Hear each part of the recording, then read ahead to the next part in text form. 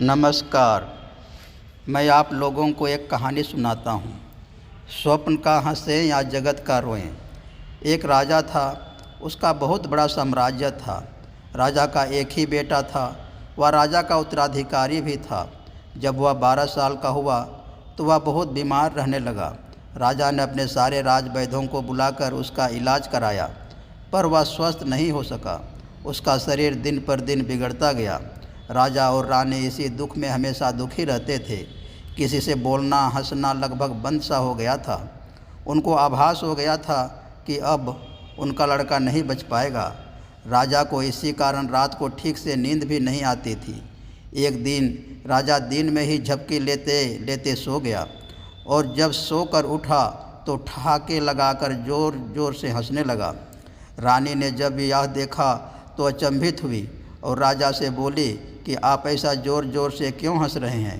राज दरबार के लोग क्या बोलेंगे कि इनका बेटा मृत्युशैया पर पड़ा हुआ है और राजा देखो ठहाके लगाकर हंस रहा है। आखिर बात क्या है? राजा ने कहा, अभी मैं जो 1 घंटा सोया था उसमें मैंने एक सपना देखा। उस सपने में मेरा इससे भी बड़ा साम्राज्य था और मेरे 5 बेटे थे। सभी सुंदर, स्वस्थ, ज्ञान गुण से संपन्न थे। देखो अब मैं जग गया हूँ, तो ना मेरा वह साम्राज्य रहा, ना मेरा वे 5 बेटे रहे। अब मैं उस साम्राज्य के लिए, उन 5 बेटों के लिए रोऊं कि यह मेरा एक लड़का बीमार पड़ा हुआ है उसके लिए रोऊं? मुझे समझ नहीं आ रहा है कि मैं क्या करूं।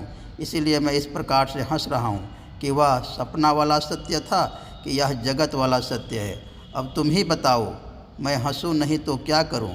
इस कहानी से हमें यह सीख मिलती है कि ना तो यह संसार सत्य है और ना स्वप्न सत्य है। सत्य तो इस संसार और स्वप्न से ऊपर की चीज़ है, जिसे योग, ध्यान और भक्ति से अनुभव किया जा सकता है, और वही मनुष्य जीवन का लक्ष्य है। यह कहानी आपको कैसा लगा ज़रूर बताइएगा। धन्यवाद।